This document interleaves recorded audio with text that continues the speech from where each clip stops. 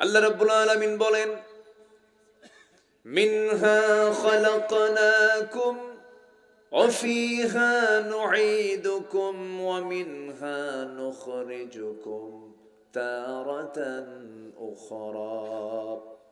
এই আয়াতটা আমরা অনেকে মুখস্থ পারি, কারণ আমার দেশে একটা প্রচলিত, কবরে যখন মানুষকে রাখা হয় তখন এই আয়াতটা পড়ে, তাই না, মাটি দেওয়ার জন্য। কিন্তু আসলে কিন্তু এটা ওই বিষয় না। আমার বন্ধুগণ, আল্লাহ রাব্বুল আলামিন আরেক জায়গায় বান্দাকে প্রশ্ন করছেন, কাইফা, কেমনে, কাইফা তাকফুরুনা বিল্লাহি ওয়া কুনতুম আমওয়াতান ফাআহইয়াকুম সুম্মা ইউমীতুকুম সুম্মা ইউহয়িকুম সুম্মা ইলাইহি তুরজাউন। তুমি আমাকে কেমন অস্বীকার করো? তুমি তো নিষ্প্রাণ ছিলে, আমি তোমাকে প্রাণ দিয়েছি, এরপর আমি তোমাকে মৃত্যু দেব, আবার তোমাকে জিন্দা করব, আমার কাছেই তোমাকে ফিরে আসতে হবে, তুমি পালানোর কোনো জায়গা পাবে না, সেকেন্ড কোন অপশন তোমার জন্য নাই। আল্লাহ রাব্বুল আলামিন বান্দাকে এই যে সতর্ক করে দিয়েছেন, আজ থেকে 1-2 বছর আগে নয়, কোরআন নাজিল হয়েছে 1500 বছর আগে সতর্ক করে দিয়েছেন। আমার বন্ধুগণ, আল্লাহর কাছে আমাকে আপনাকে ফিরে যেতে হবে। এই চিন্তা, এই চেতনা যার মধ্যে লালন বেশি হয়ে যাবে, জাগ্রত যার মধ্যে হবে, সেই বান্দার দ্বারা কখনো হারাম কাজ, গর্হিত কাজ, অবৈধ কাজ, ইল্লিগাল কোনো কাজ ওই বান্দার দ্বারা গঠিত হওয়া সম্ভব। তার দ্বারা এমন জাতীয় অকর্মগুলো কখনোই তার জীবনে বাস্তবায়ন করা সম্ভব হবে না। কেন সম্ভব হবে না? তার মধ্যে জবাবদিহিতার চিন্তা থেকে যাবে। আল্লাহর সামনে আমাকে দাঁড়াতে হবে, জবাব দিতে হবে, আল্লাহর সামনে আমার সকল কর্মকাণ্ডের সমস্ত হিসাবগুলো দিতে হবে। এটার নাম হলো, বান্দার ওই চিন্তা যখন চলে আসবে, ওই বিশ্বাস যখন চলে আসবে, ওই বান্দার দ্বারা কখনো হারাম কাজ চুল পরিমাণ হতে পারে না। হতে পারে? হতে পারে না। তাহলে মানুষ ভালো হওয়ার জন্য ঈমান থাকার দরকার আছে না নাই? মানুষ ভালো হতে হলে কি থাকতে হবে? ঈমান থাকতে হবে। বেঈমান কখনো ভালো হয় না, বেঈমান কখনো ভালো হয় না। অনেকে বলে, হুজুর ওর ঈমান না থাক, লোকটা ভালো, কখনই ভালো না। আসলে এরকম আছে না কথা বলে? ঈমান ছাড়া কি ভালো হয় মানুষ? ভালো হয় না। কে বলেছে আমেরিকা ইউরোপে শিক্ষা আছে? কে বলেছে এটা? অনেকে গল্প করে, জানেন, প্রাউড করে বলে, ও আপনি যাচ্ছেন, খাওয়া দাওয়া হয়নি, জি আপনি যান, জি ঠিক আছে। আপনি যাবেন না তো? আবার আপনারা আছেন তো? আমাকে সময় দিচ্ছেন তো? আমি এখানে বহু আগে এসেছি। আমি চাইছিলাম বড় জোর 9:30 থেকে 10টার মধ্যে উঠব, কিন্তু মাদ্রাসার প্রোগ্রাম কালেকশন করতে হয়, সময় লেগে গেছে। তো আমি যেখান থেকে তেলাওয়াত করেছি সেই আয়াতের দিকে আস্তে আস্তে চলে যাচ্ছি। আমি ভয় পাচ্ছি যে 11টা ক্রস করতেছে, কখন যে ওঠা শুরু হবে আপনাদের, আমি একটু খুব ভয় পাচ্ছি। কোনো সমস্যা নাই তো? আচ্ছা ঠিক আছে, আমি একটু আপনাদের কাছ থেকে একটু রিসিভ করলাম, কথাগুলো শুনলাম যে আপনাদের আগ্রহ কতটুকু। সম্মানিত ভাইয়েরা, আমি আমার ব্যক্তিগত জীবনে, ক্ষুদ্র জীবনে আমি যতটুকু বুঝতে পেরেছি, আমার বিশ্বাসের জায়গা হলো কোরআন। সুবহানাল্লাহ বলবেন না? আমার বিশ্বাসের জায়গা কি? কোরআন। কোরআন যার যত দখলে থাকবে তার ঈমান তত মজবুত হবে। মানে আমার বিশ্বাসের জায়গাই হলো শুধু আমার কাছে কোরআন মনে হয়। কি কিতাব এটা! আল্লাহু আকবার। এই আকাশ দেখে আপনি আশ্চর্য হচ্ছেন না, সূর্য দেখে আপনি আশ্চর্য হচ্ছেন, হ্যাঁ আশ্চর্য, কিন্তু কোরআনের কাছে কিচ্ছু না। আপনি মহা এই নভমণ্ডল, ভূমণ্ডল, সমুদ্র জগৎ দেখে আপনি আশ্চর্য হচ্ছেন না, এর চাইতে অত্যাশ্চর্য হলো এই কোরআন। ইন্না সামি'না কুরআনান আজাবা, এটা এমন একটি কিতাব, আশ্চর্য একটি কিতাব। দিন যাচ্ছে, কোরআনকে বোঝা, জানা, চেনা মানুষের জন্য আরো সহজ হচ্ছে। আজ থেকে 100 বছর আগে, 150 বছর আগে কি মোবাইল ছিল? এগুলো মোবাইল ছিল না, ছিল না। এখন একটা মানুষকে টেক্সট করতে, একটা মেসেজ দিতে, একটা চিঠি লিখতে, লিখে শুধু শুধু পোস্ট করবেন, আমেরিকার মানুষ 1 সেকেন্ডে পেয়ে যাচ্ছে। হোয়াটসঅ্যাপ, ইমো, লাইন, ভাইভার, মেসেঞ্জার পেয়ে যাচ্ছে। এই যুগেও 1500 বছর আগের নাজিল হওয়া কিতাব এখনো আধুনিক, এখনো আধুনিক, এখনো আধুনিক। জোরে বলুন সুবহানাল্লাহ। এখনো আধুনিক। সুপার কম্পিউটারের ভিতরে কোরআনটিকে ঢুকানো হয়েছে। সুপার কম্পিউটার বলতে বাধ্য হয়েছে সংখ্যা তত্ত্বের এক অপূর্ব সমন্বয় ঘটিয়ে কোরআনের মতো কোরআন পৃথিবীর কোন মানুষের পক্ষে রচনা করা সম্ভব নয়। আল্লাহু আকবার বলে। এমন কিছু তথ্য দিয়েছে কোরআন যা 100 বছর আগেও এই পৃথিবীর মানুষ জানতো না, অথচ 1500 বছর আগে সেই তথ্য কে দিয়েছেন? আল্লাহ দিয়েছেন। এক সময় বর্তমান আধুনিক বিজ্ঞান বলছে এই আকাশ এবং এই জমিন দুটো এক জায়গায় ছিল। কয় জায়গায় ছিল? এক জায়গায় লাগানো ছিল, কিন্তু প্রচন্ড একটা ধাক্কা লেগেছে। ধাক্কা হয়ে প্রচন্ড একটা ধাক্কার মধ্য দিয়ে বিশাল মহাশূন্য, এই যে মহাশূন্য দেখতে পাচ্ছি, এই মহাশূন্যের সৃষ্টি হয়েছে। এটা সায়েন্স বর্তমানে এটাকে প্রমাণ করেছে। এটার নাম হচ্ছে বিগ ব্যাং থিওরি। কি থিওরি বলেন? Big bang theory. এটা হালে এটা বিজ্ঞান আবিষ্কার করেছে। অথচ আল্লাহ রাব্বুল আলামিন আজ থেকে 1500 বছর আগে আমার রাসূলকে অনেক আগেই জানান দিয়েছেন এই থিওরির কথা। আল্লাহ রাব্বুল আলামিন বলেন, আওয়ালাম ইয়ারাল্লাযীনা কাফারু আন্নাস সামাওয়াতি ওয়াল আরদা কানাতা রাতকান ফাফাতাকনাহুমা وجعلنا من الماء كل شيء حي। জোরে বলুন আল্লাহু আকবার। আল্লাহু আকবার। কাফেররা কি দেখে না? কাফেররা কি লক্ষ্য করে না? আসমান এবং জমিন এক সময় দুটো একসঙ্গে লাগানো ছিল। প্রচন্ড ধাক্কার মধ্য দিয়ে মহাশূন্য সৃষ্টি করা হয়েছে এবং প্রত্যেকটা সৃষ্টির মধ্যে আল্লাহ রাব্বুল আলামিন পানি দিয়ে তা জিন্দা করেছেন। ওয়াজআলনা মিনাল মাই কুল্লা শাইইন হাইয়িন। আমার বন্ধুগণ, তাহলে সায়েন্স জাজ কি তথ্যটা প্রমাণ করেছে? সেই তথ্য তার কথা বলে তারা কি তথ্য প্রমাণ করেছে না কোরআন থেকে ধার নিয়েছে? কোরআন থেকে ধার নিয়েছে।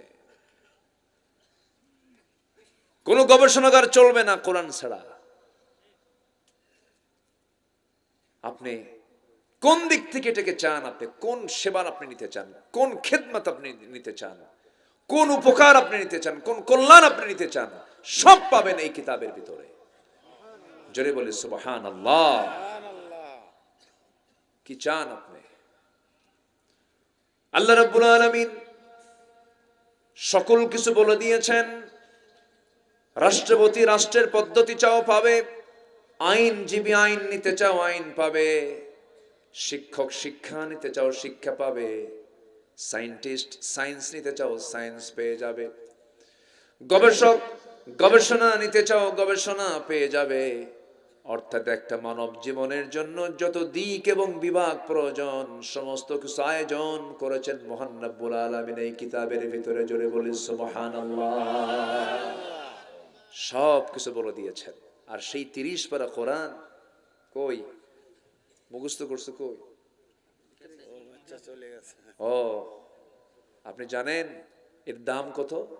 সুবহানাল্লাহ বলবেন না? হয়তো না বুঝে এখন মুখস্থ করছে, একসময় বুঝবে ইনশাআল্লাহ, অর্থ জানবে। 30 পারা কোরআন মুখস্থ করা মানে কি? এটা মানে আল্লাহ তাআলার খাস মেহেরবানি ছাড়া সম্ভব না। কার মেহেরবানি? কার মেহেরবানি? আল্লাহর মেহেরবানি। জেনে খুশি হবেন আমার দেশে হাজার হাজার নয় লক্ষ লক্ষ হাফেজ কোরআন আছে। বলি আলহামদুলিল্লাহ। গোটা পৃথিবীর ভিতরে সবচেয়ে বেশি হাফেজ হচ্ছে আমার দেশে। এটা কম কথা নয়, কিন্তু গোটা পৃথিবীর শুধু নয়, আরব দেশের হাফেজরা আমার দেশের হাফেজদের সঙ্গে হেরে যায়। কাবা শরীফের ইমামরা আমার দেশের হাফেজদের তেলাওয়াত শুনে কান্দে। কি তেলাওয়াত শুনতেছে এগুলো! আলহামদুলিল্লাহ বলবেন না? এ তো রাষ্ট্রীয় সহযোগিতা ছাড়াই যদি এটা হয়, একটা ক্রিকেটারের পিছনে যে খরচটা করে, তারপরে সিনেমা ফিল্মের জন্য যে খরচগুলো করে, একটা ক্রিকেটারের পিছনে কোটি কোটি টাকা ইনভেস্ট করা হয়, আর এগুলো অযত্নে থাকে এই হাফিজি মাদ্রাসাগুলো, সেখান থেকে গড়ে তুলে তিলে তিলে মানুষ বানায়া, হাফেজ বানায়া, তারা গোটা পৃথিবীর সমস্ত হাফেজদেরকে হারায়া বিশ্বমানের ফার্স্ট পুরস্কারগুলো নিয়ে চলে আসে। আলহামদুলিল্লাহ বলবেন না? হ্যাঁ, এরপরেও বলে কি জানেন? মাদ্রাসা হলো জঙ্গির প্রজনন কেন্দ্র। কত কি বলেছে তারা! গালি কম দেয়নি, অত্যাচার কম করেনি। 16টা বছর জেলখানা ভরা ছিল সাধারণ মানুষ দিয়া না আলেম ওলামা দিয়া? বলেন, সাধারণ মানুষ না আলেম ওলামা দিয়া? দেশকে আলেম ওলামা চালাইছিল? একবারও ক্ষমতায় গেছে না। তাহলে এরা দেশের কি ক্ষতি করলো? ক্ষতিটা করলো কি বলেন? সম্মানিত ভাইয়েরা, আল্লামা সাইদির মতো মানুষকে 67 দিন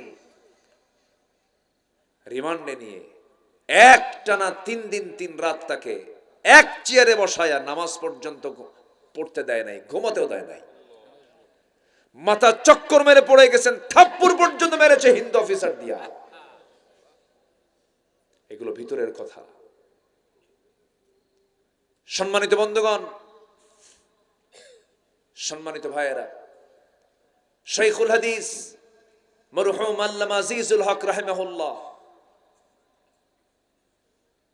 2000 সালের দিকে, 1999-2000 সালের দিকে যখন তারা ক্ষমতায় ছিল, গ্রেফতার করে ওযুর পানি পর্যন্ত দেওয়া হয় নাই, নামাজ পড়তে বাধা দিয়েছিল এরা।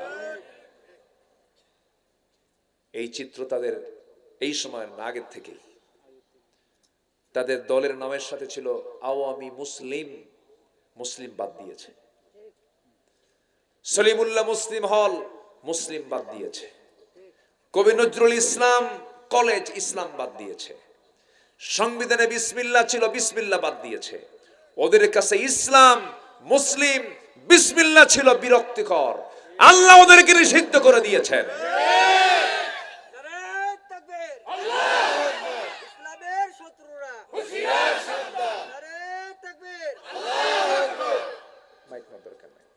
মাইক আমার কাছে থাক, যা পারেন মুখে কর। কষ্ট পাচ্ছেন নাকি আপনারা? সম্মানিত বন্ধুগণ, তাদের কাছে ইসলাম ছিল জ্বালার কারণ। এতগুলো দল, অনিসলামী দল সহ আরো ইসলামী দল, 53টা ইসলামী দল আমার দেশে আছে। 53টা। এতগুলো দল থাকতেও 5 আগস্টের মাত্র 5 দিন আগে, না 6 দিন আগে, কয়টা দল নিষিদ্ধ করেছিল? বলেন, কয়টা দল? মানুষ হক না চিনলেও বাতিল কিন্তু ঠিকই হককে চেনে, মোকাবেলা করতে হবে না, ঠিক কিনা? ওরা কিন্তু ঠিকই চিনেছে কোনটা আমার শত্রু। শেষ পর্যন্ত নিষিদ্ধ করলো, কিন্তু ওরা ভেবেছিল আমরা গতানুগতিক একটা দলকে নিষিদ্ধ করেছে, কিন্তু আমার আল্লাহ সহ্য হয়নি। ওরা কোন নির্দিষ্ট দলকে নিষিদ্ধ করতে চায় নাই, ওরা চেয়েছিল ইসলামকে নিষিদ্ধ করতে। আল্লাহ তাদেরকে নিষিদ্ধ করে দিয়েছে। সম্মানিত ভাইয়েরা, কষ্ট পাচ্ছেন নাকি? কষ্ট পাচ্ছেন না তো? সিংড়া ইসলামী জনপদ। সিংড়া কি জনপদ বলেন? ইসলামী জনপদ। ইতিহাস খুঁজবেন, পাবেন, আমি ব্যাখ্যায় যাব না। এখানে ইসলামের নেতৃত্ব হয়েছে এক সময়, 91 হয়েছে। হ্যাঁ, সব জানি তো, সব জানি। এই জনপদকে কাজে লাগাতে হবে। আমরা সব দেখে শেষ করেছি। কেউ 25 বছর, কেউ 16 বছর, কেউ 9 বছর দেশ চালাইছে, কি ঠিক কিনা? 25 বছর, 16 বছর, 9 বছর কেয়ারটেকার 2-3 বছর করে চালাইছে, সব দেখা শেষ।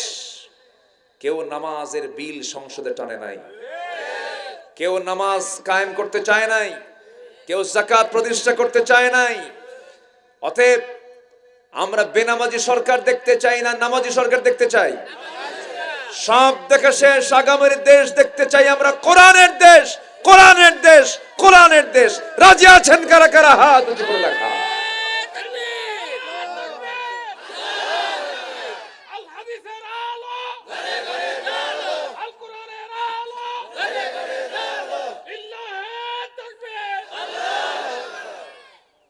আল্লাহ কবুল করুন, আল্লাহ কবুল করুন। জোরে বলে আমিন। কষ্ট পাচ্ছেন না তো? এই দেশে 16 বছর কর্মী নাই, খালি সব নেতা ছিল। সব কি? কোন কর্মী ছিল নাকি দেশে? সব কি? নেতা। এত নেতা মানা যাবে না, নেতা একজন হবে। নেতা আমাদের কয়জন? মুহাম্মদুর রাসূলুল্লাহ সাল্লাল্লাহু আলাইহি ওয়াসাল্লাম। নেতা আমাদের কয়জন বলেন? একজন। একজন নেতা হবেন। এছাড়া এত আতিপাতি নেতা মানার দরকার নাই। নেতাগুলোর সাইজ দেখছেন? সে নেতাগুলো যখন কোথাও যায়, মহড়া কি, সামনে 50 মোটর সাইকেল, পিছনে 50টা মোটর সাইকেল, বোঝাচ্ছে আমি একখান মাল যাচ্ছি, তুমি কিচ্ছু না। সাইয়েদনা আবু বকর সিদ্দিক রাদিয়াল্লাহু তাআলা আনহু, তিনি প্রথম নতুন খেলাফত পেয়েছেন, খলিফাতুল মুসলিমিন। জনগণকে দেখার জন্য রাতের বেলা একাকী বের হয়েছেন। জুতা পায়ে না, খালি পায়ে। কি পায়ে? খালি পায়ে। তাও পাথরের রাস্তা। কিসের রাস্তা? বলতে পাথরের রাস্তা কি খালি পায়ে হাঁটা সহজ না কঠিন? শুধু কঠিন না, ঝুঁকিপূর্ণ। ঝুঁকিপূর্ণ। খালি পায়ে পাথরের রাস্তায় হাঁটতেছেন। এমন সময় সাইয়েদনা ওমর ফারুকের সঙ্গে তারা দেখা হলো। তিনি বলছেন, আমিরুল মুমিনিন, গভীর রাত্রিতে আপনি একাকী হাঁটতেছেন, আবার খালি পায়ের কারণটা কি? পাথরের সঙ্গে আঘাত পেয়ে চামড়া ফেটে রক্ত বের হয়ে যাবে, আপনি অসুস্থ হয়ে পড়বেন। জবাবে তিনি বলছেন, ভাই ওমর, আমি যদি খড়ম জুতো পায়ে দিয়ে যদি রাতের বেলা হাঁটি, এই ঘুমন্ত লোকগুলো যারা ঘুমাচ্ছে, আমার নাগরিকগুলো, তাদের ঘুম যদি ভেঙে যায়, কিয়ামতের দিন আমাকে এর জন্য আসামির কাঠ গড়ায় দাঁড়াতে হবে। আর এরা কি করে? প্রেসিডেন্ট আসিবেন, রাজশাহী থেকে নাটোর আসিবেন, 10 ঘন্টার জন্য রাস্তা বন্ধ থাকবে। ওই সমস্ত নেতৃত্বের মুখে আমরা জুতা মারি। জনগণের সুবিধা নষ্ট করে, জনগণকে কষ্ট দিয়ে যে কাজ নেতারা করে, সেই কাজ করা জায়েজ নাই।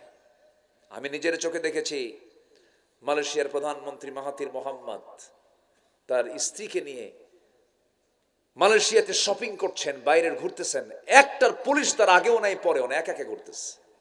আধুনিক বিশ্ব সম্ভব। খালি আমার দেশে এত ভাব ছুটাতে হবে সামনে। এখন আসতে কোন কেন? হ্যাঁ,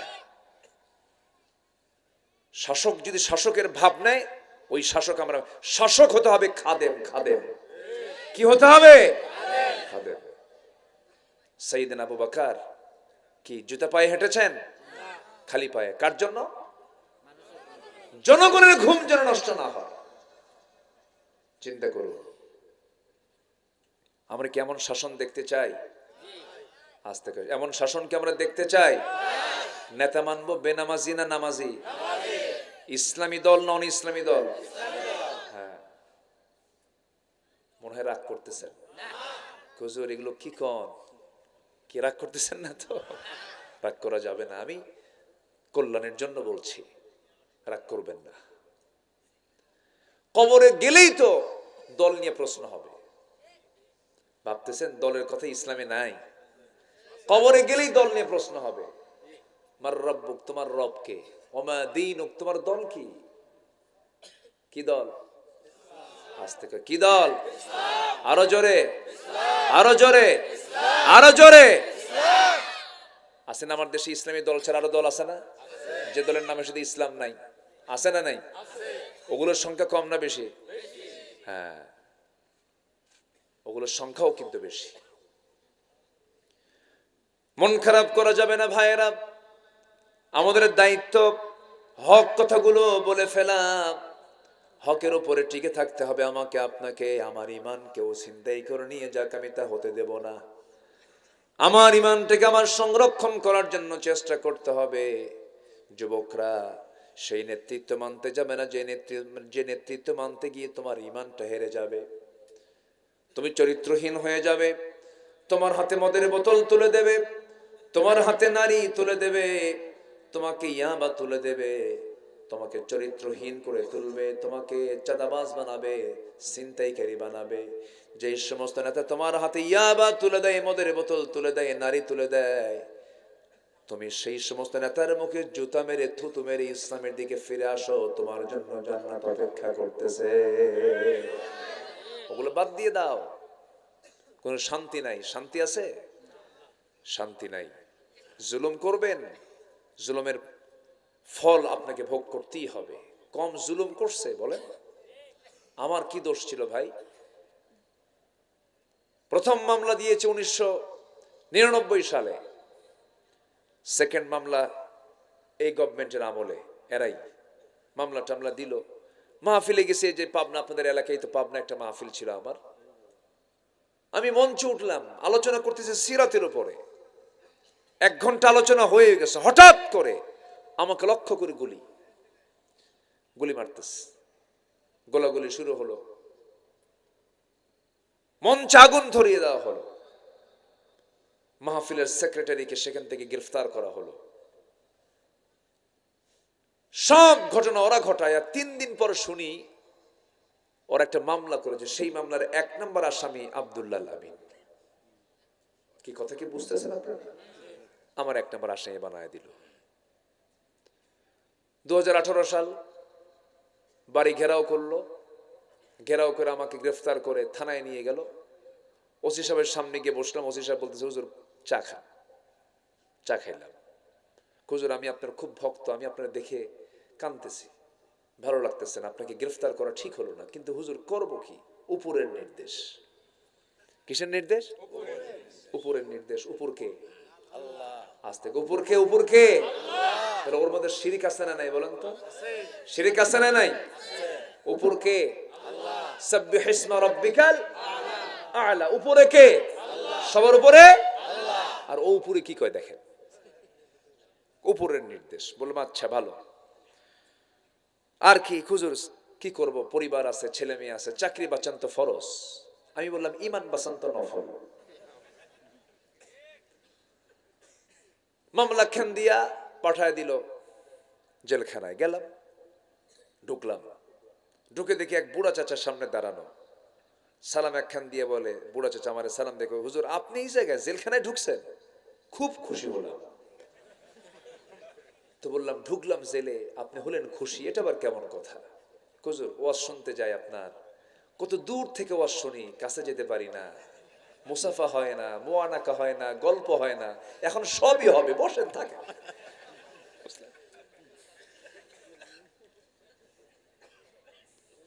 আমি বললাম, চাচা আপনি বুড়া কালে এই শীতের ভিতরে, ওই সময় জানুয়ারি মাস, এই নাটোর থেকে ফেরার পথে, আমি নাটোরে মাহফিল করেছি আগের দিন 6 নভেম্বর, কোথায় যেন করছি। তো যাই হোক,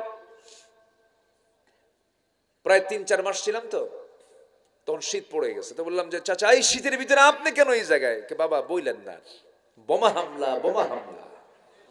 তো বললাম বোমা হামলা কে করছে? আমি করছি। তো বললাম চাচা আপনি করবেন কেমন? আপনি তো কোমরই নড়ে না। কোমর কেন? হাতও তো নড়ে না আমার।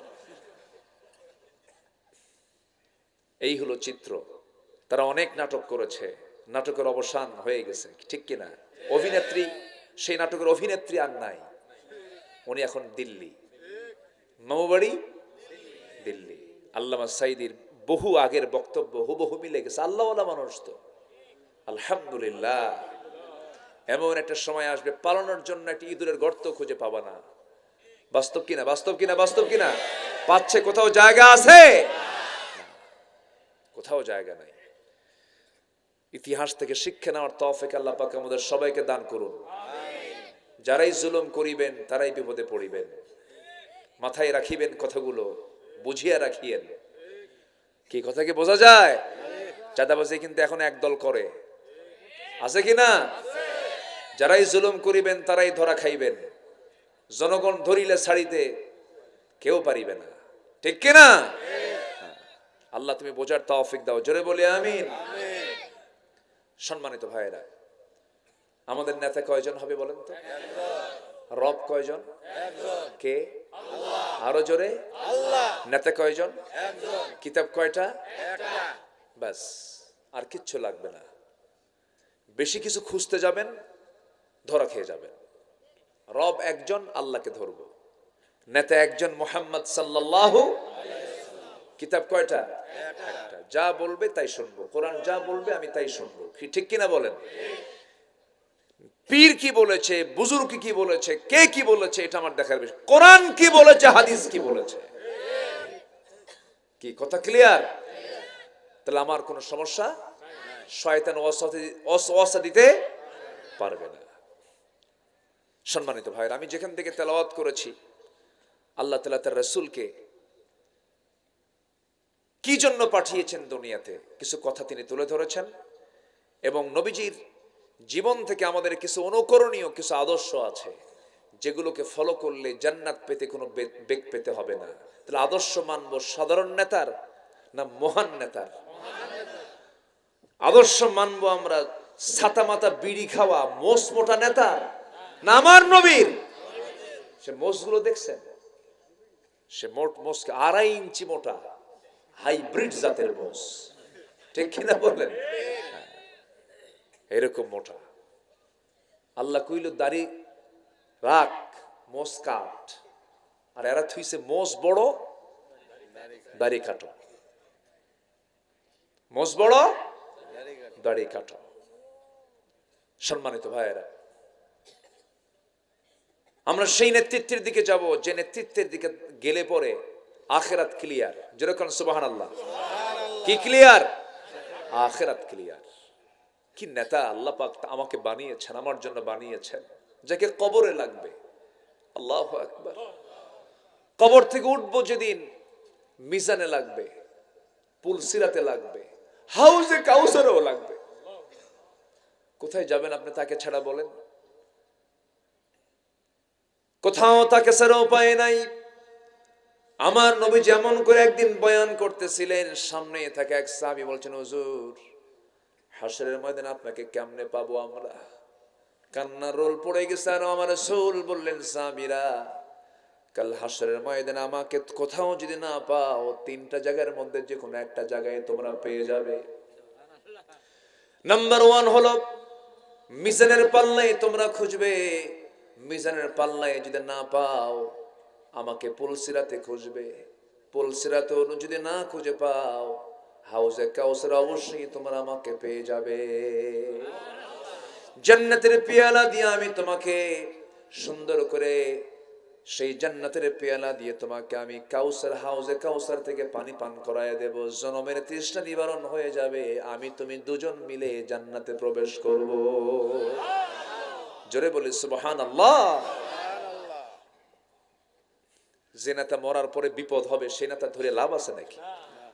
হ্যাঁ, নেতা গাঁজা খায়, নেতা নারী নিয়ে শুয়ে থাকে, আকাম কুকাম করে, কমিশন খোঁজে, বউকে নিয়ে নাচায়, আছে না নাই? বউকে উলঙ্গ করে জাতিকে দেখায়, আছে না নাই? বউকে হুন্ডার পিছনে তোলে। কে কি কথা বুঝান, কথা বুঝতেছেন? আর 15 লেটেস্ট ভার্সন, তার প্যাসেঞ্জার সিট হলো আন্ডারগ্রাউন্ড, কি ড্রাইভিং সিট হলো আন্ডারগ্রাউন্ড, আর প্যাসেঞ্জার সিট হলো 3 তলা। তলে পড়ে থাকে ড্রাইভার, আর বউকে একদম 3 তলায় তুইলা গোটা জাতি দেখায় দেখে, দেখো আমার বউটা কেমন। নাউজুবিল্লাহ বলবেন না? পায়ের জুতা তুলে গালে পিটান দরকার এদের। এদের দ্বারা নেতৃত্ব মানায় না। নেতা তো তাকেই বলা হবে যার চেহারার দিকে তাকালে আমার রাসূলের কথা মনে হবে। কি কথা ক্লিয়ার? কথা ক্লিয়ার? তাহলে আমার নেতা হবেন তিনি যার চেহারার দিকে তাকালে, তার চরিত্রের দিকে তাকালে মনে হবে আমার নবীর কথা। রাজি আছেন? সবাই রাজি আছেন তো? আর ভুল করব না। বারবার ভুল করলে কিন্তু আল্লাহ ছাড়বেন না। আমরা ভুলে যাব না। জোরে বলি ইনশাআল্লাহ।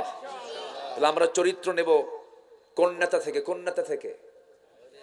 মুহাম্মদ সাল্লাল্লাহু। আমরা 15টা আদর্শ আজকে শুনে যাব। কয়টা আদর্শ? যদি ফজর হয়? এত সস্তা না। কি থাকতে রাজি আছেন তো? আমি সিংড়া আসলে আমার খুব ভালো লাগে। আমি শ্রোতা তো গোটা দেশের চিনি, একদম টেকনাফ থেকে তেতুলিয়া, রূপসা থেকে পাথরিয়া, সুন্দরবন টু বান্দরবন, চিনি তো সব জায়গার ভাষা। কথা বলতে না পারলেও বুঝি, মন মেজাজ সব তো একরকম না। তবে সিংড়া আমি আসলে আমি লক্ষ্য করেছি আপনাদের বসে থাকাটা হয় পিন পতন, নীরবতা, চুপচাপ, কোন নড়াচড়া নেই, খুব ভদ্র শান্ত, আলহামদুলিল্লাহ। আর কিছু কিছু এলাকার শ্রোতা আছে হলো টাকি মাছের মতো। টাকি মাছ ছিলেন তো? সাইতান মাছ। হ্যাঁ, এই সাইতান মাছ যদি আপনি ওজন করার জন্য বালতিতে তোলেন, বালতির মধ্যেও থাকে না, তা লাভ মেরে পড়ে যায়। আছে না? তো কিছু কিছু এলাকার শ্রোতাগুলো আছে এরকম, খুব নড়াচড়া করে। কিন্তু আপনাদের নড়াচড়া নেই, ওই সাইতান মাছ না, টাকি মাছ না, আপনারা বড় বড় মাছের মতো। বড় মাছ তো বেশি নড়ে না, তো চুপচাপ থাকে, খুব ভালো। আল্লাহ কবুল করুন। জোরে বলি আমিন। এটা কার? আপনার লাঠি। হ্যাঁ, আলহামদুলিল্লাহ। রাসূল এগুলো করতেন। রাসূল নাতিকে নিয়ে থাকতেন। সুবহানাল্লাহ বলবেন না? আবার নাতি যদি আসতে চাইতো, যদি কোনো সাহাবী বাধা দিত, রাসূল বাধা দিতে বলতেন, নাই স্যার, নাতিরে নিয়ে দে, আমার সামনে দে। সাহাবীকে না করতেন, আমার নাতি আমার কাছে দিয়ে দাও। জুমার খুতবা দিচ্ছেন, দরজা দিয়ে আসতেছেন, জুব্বা হলো বড় আর মানুষ হলো ছোট, কন্ত কি হবে বলেন তো? জুব্বা বড়, মানুষ ছোট, এখানে হাঁটা কি সম্ভব বলেন? খালি হাঁটে আর পড়ে, হাঁটে আর পড়ে। রাসূল খুতবা ছেড়ে দিয়ে দৌড় মেরে গিয়ে হোসাইনকে বাইরে থেকে কোলে করে নিয়ে প্রথম কাতারে বসায় দিলেন। জোরে বলেন সুবহানাল্লাহ। কিছু কিছু নানা আছে, দাদা আছে, নাতিদের আদরও করে না, সোহাগ খালি ধমকায়। কিছু বুড়া আছে ধমকায়, আছে না? নাতিরাও দোয়া করে, বুড়া মরবি কোন দিন তুই। খুব ভালো। নাতিপুতি রাসূলের চতুর্দিকে থাকতো। রাসূল বাচ্চাদের সঙ্গে খেলতেন। আদর্শ এগুলো, আদর্শ বলে আল্লাহু আকবার বলেন। একদম সবগুলোকে নিয়ে বসতেন। বাচ্চাদের মাঝে যখন যেতেন, বসে যেতেন সবার সাথে, বসে ওদের সঙ্গে খেলা শুরু করতেন। আল্লাহু আকবার। বিশ্ব নবী, বিশ্বমানের চরিত্র তার। শিশুরা খেলা ছেড়ে দিয়ে নবীর সঙ্গে খেলতো। আবার স্ত্রীর সামনে যেতেন, স্বামী হয়ে যেতেন। কি আচরণ তার!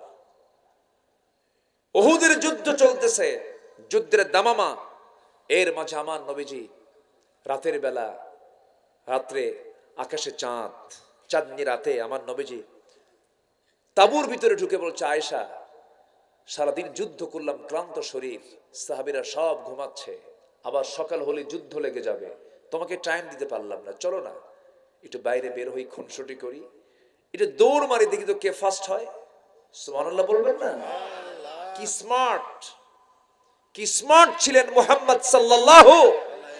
ইসলামে প্রেম আছে না নাই? আছে। ইসলামে প্রেম আছে না নাই? বিয়ের আগে না বিয়ের পরে? বিয়ের পরে না বিয়ের পরে? বিয়ের আগে না বিয়ের পরে? আর এখন আগে। আমার রাসূল প্রেম করেছেন, কিন্তু বিয়ার পরে, বিয়ার পরে। চলো আয়েশা দৌড়াই, আর এখন বিয়ার আগে দৌড়ায়, বিয়ার আগে দৌড়ায়। কোথায়? চলো আমরা রিসোর্টে যাই। রিসোর্ট কোথায়? এখন তো রিসোর্ট হয়ে গেছে যে চলন বিলের মাঝখান দিয়ে কিছু কিছু যে কবুতরের বাসা বানায়, দেখছেন নাকি? এগুলো আছে নাকি? এগুলো বাসা বানায় রাখছে। একদম পুলিশ এগুলো যায়া খুঁজে বের করে পিটায়া ওদের পিছনটা লাল করা দরকার, ঠিক কিনা? লাঠির পিটন দরকার। লাঠি দারুণ ওষুধ, জানেন?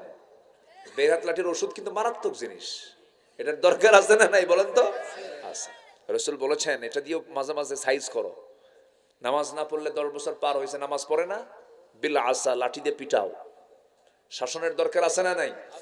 আগে হাই স্কুলের হেডমাস্টারকে দেখলে ছাত্ররা থরথর করে কাঁপতো, আর এখন হাই স্কুলের শিক্ষকরা ছাত্রদের দেখলে শিক্ষকই থরথর করে কাঁপে। আমি কি ভুল বলতেছি? আর দোষ দেয় মাদ্রাসার হুজুরদের। হুজুররা নাকি ছাত্রদেরকে পিটায়। না পিটালে মানুষ হবে? হ্যাঁ, আস্তে কর, আস্তে কর। কেন পিটে? না পিটালে মানুষ হবে?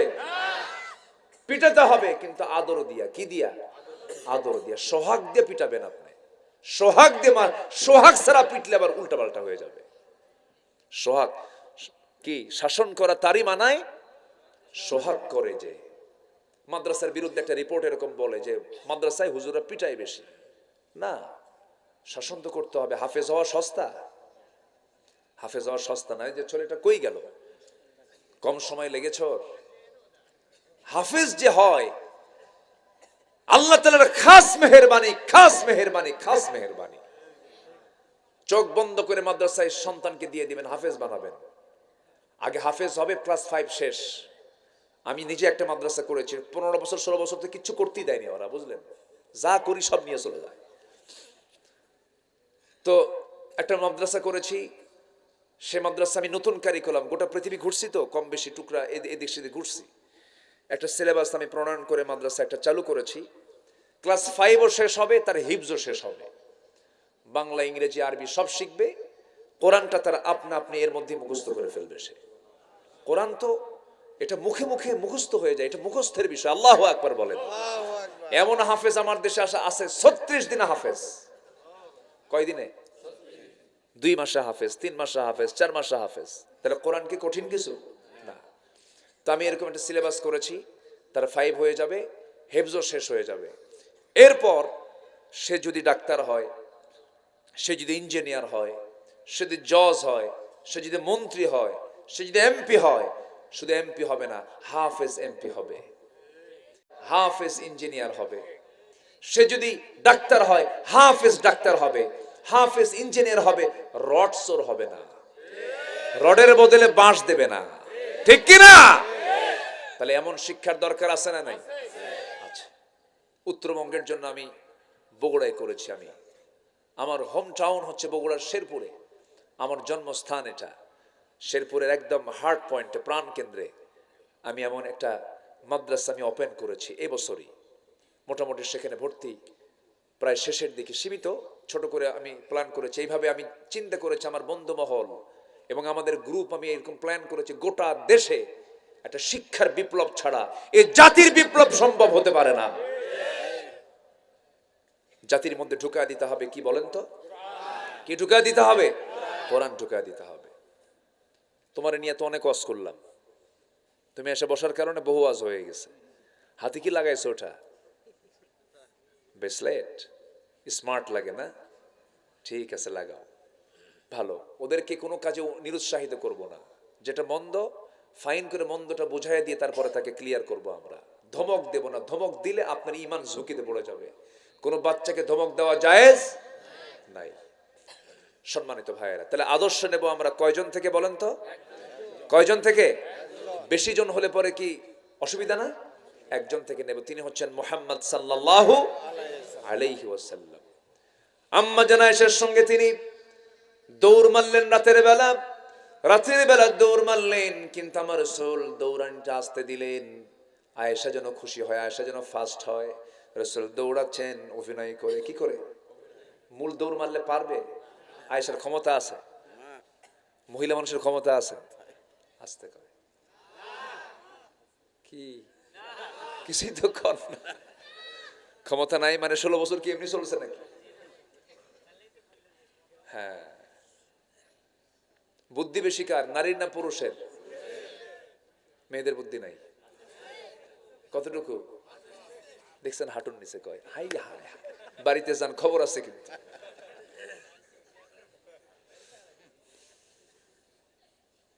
মেয়েদের বুদ্ধি আছে, যে বুদ্ধি আমাদের নাই সে বুদ্ধি তাদের আছে, আর যে বুদ্ধি আমাদের আছে সে বুদ্ধি ওদের নাই। ওদের বুদ্ধি যা সেটা তাদের আছে, ওদের যা আছে আমাদের তা নাই।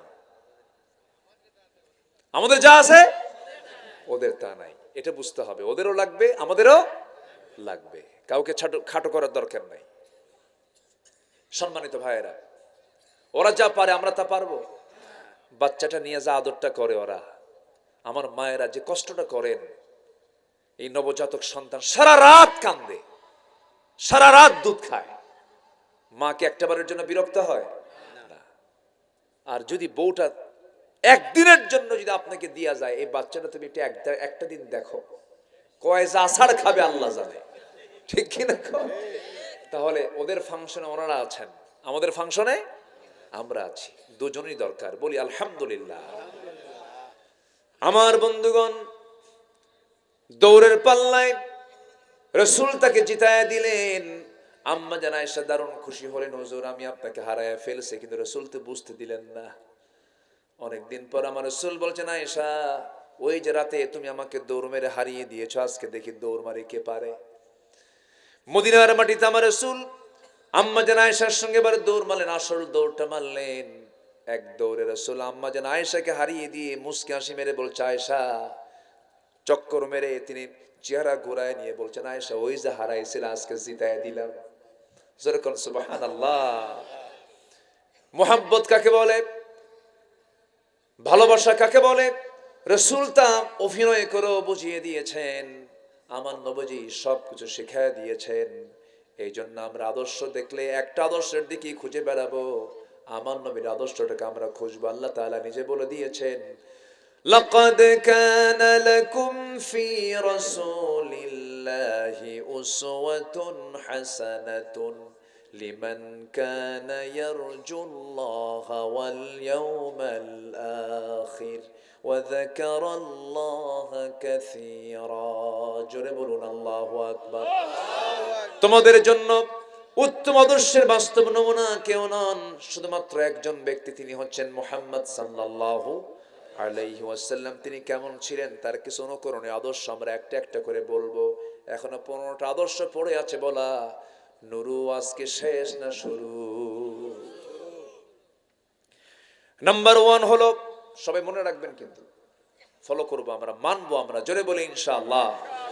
নাম্বার 1 হলো, আল্লাহ রাব্বুল আলামিন তার শানে কি বলেছেন, ইয়া আইয়ুহান নাবিয়্যু ইন্না আরসালনাকা শাহিদান ওয়া মুবাশশিরান ওয়া নাযীরান ওয়া দা'iয়ান ইলা আল্লাহি বিইذনিহি ওয়া সিরাজাম মুনীরা। জোরে বলুন আল্লাহু আকবার। হে রাসূল, আমি আপনাকে সাক্ষী করে, সংবাদদাতা হিসাবে, ভীতি প্রদর্শনকারী হিসাবে, দাওয়াত দানকারী হিসাবে, দাঈ হিসাবে আমি পাঠিয়েছি, প্রদীপ্ত করে পাঠিয়েছি, আলোকিত করে পাঠিয়েছি। আল্লাহ তাআলা আমার রাসূলকে বানিয়েছেন দাঈ, আল্লাহর পথে তিনি দাওয়াত দিবেন। আমরা আল্লাহর পথে দাওয়াত দেব, রাজি আছি তো? আমরা মানুষকে দাওয়াত দেব কার পথে?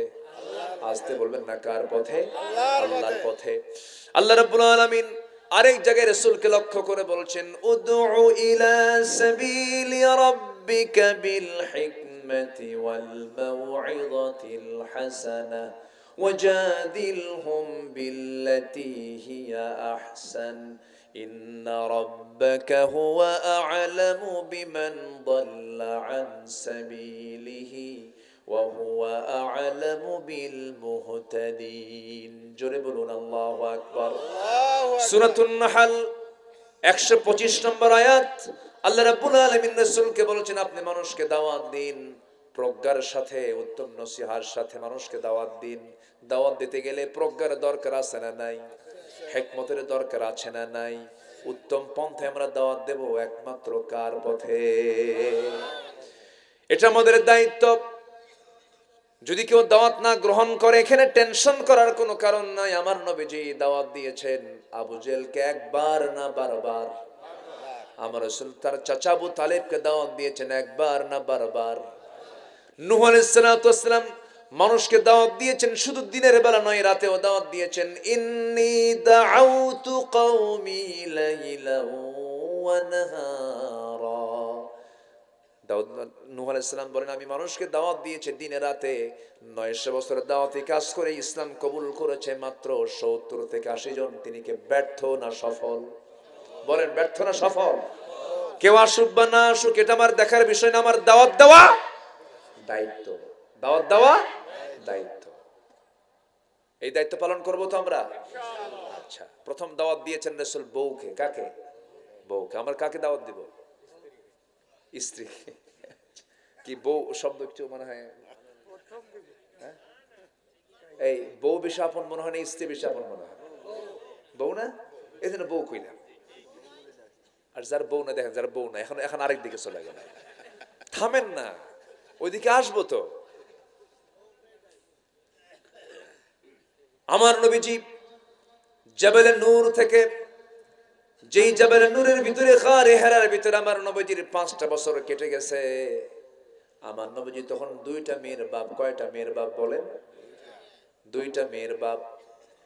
বড় বড় বাচ্চা হয়ে গেছে, আবার কিছু কিছু বাচ্চাগুলো দুধ খায়। আমার নবীজির 1টা 2টা মেয়ে নয়, 4টা মেয়ে। আলহামদুলিল্লাহ বলবেন না? আল্লাহ পাক আমাকেও 4টা মেয়ে দিয়েছেন। দিল থেকে দোয়া চাই, দোয়া করবেন না? 4টা মেয়ে দিয়েছেন। সন্তান হওয়া ভালো, সন্তান যত বেশি হয় তত বেশি বরকত। আল্লাহ তাআলা ধনীর মধ্যেই বরকত রাখেন নাই। ধনীকে আল্লাহ তাআলা সন্তান দেন না, টাকা দেন। আর গরিবকে আল্লাহ তাআলা টাকা দেন না, সন্তান দিয়ে দেন। আল্লাহর বন্টন দেখছেন? ধনী লোকের কিন্তু বাচ্চা কম। 20 বছর পর একটা বাচ্চা হয়, তাও থাইল্যান্ডে। কোথায়? দেশে হয় না। মাউন্ট এলিজাবেথে যেতে হয়, সিঙ্গাপুরে। খুব নিবিড় পর্যবেক্ষণ আছে ডাক্তারের। বাচ্চা কাচ্চা খুব সমস্যা, আইসিইউতে আছে, মানে দুনিয়াতে আসার আগে আইসিইউ গেছে। পরে বলল ডাক্তার, ওর একটু হার্টে ফুটা আছে তো, আর চোখ একটা বাঁকা হয়ে আছে। কি কথা কি বুঝতেছেন? আর গরিবের বাচ্চা থাকে চলন বিলের মাঝখানে।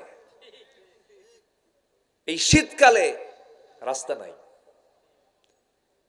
বৃষ্টির সময় নদীর পথে চলে, খুব আরামে চলে। কিন্তু এই শীতের মধ্যে এখন ওই চলন বিল থেকে রাস্তা নাই, এখন হসপিটালে যাবে কেমনে? আল্লাহ তাআলা জানেন এই গরিবের দেখার কেউ নাই। সুবহানাল্লাহ বলবেন না? সুবহানাল্লাহ বলবেন না? রান্না বান্না করতে করতেই এইদিকে বাচ্চা হওয়া সারা, এবং নিজেই বাচ্চা ডেলিভারি হওয়ার পর স্বামীকে ফোন দিয়ে বলে, স্বামী জানো বাচ্চা হয়ে গেছে। সুবহানাল্লাহ বলবেন না? বরকত দেন কে? আসতে বলেন, বরকত দেন কে? আল্লাহ। সন্তান হওয়া ভালো, মেয়ে হওয়া আরো ভালো। আসতে কয়,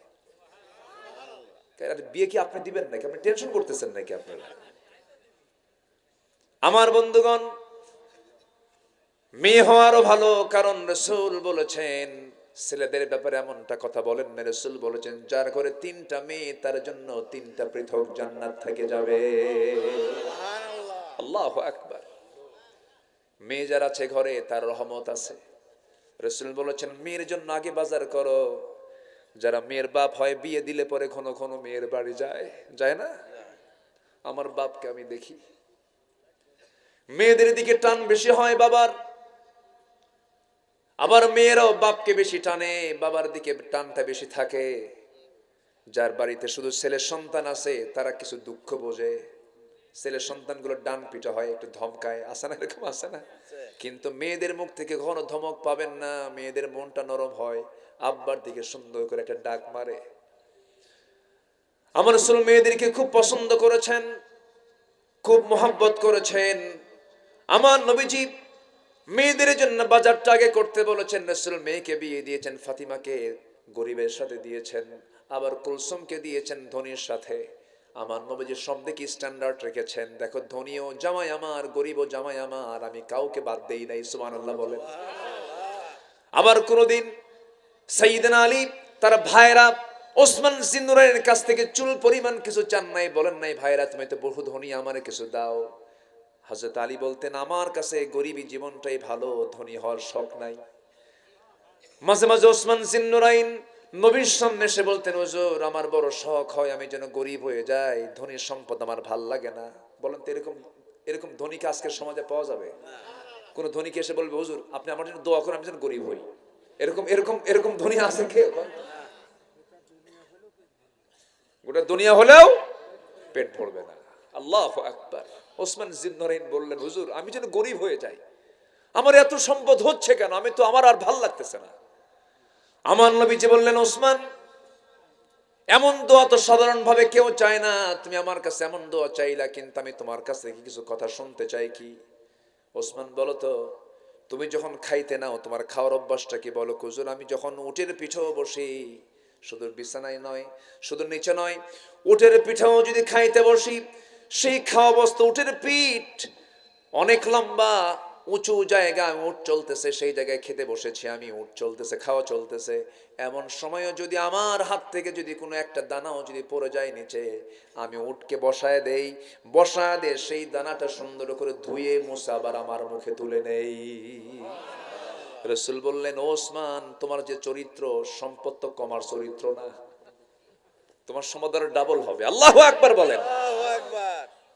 তাহলে সম্পদ হতে কি সমস্যা আছে? না, সম্পদ হলেও সমস্যা নাই, গরিব হতেও সমস্যা নাই, দুটাই আছে ইসলামে।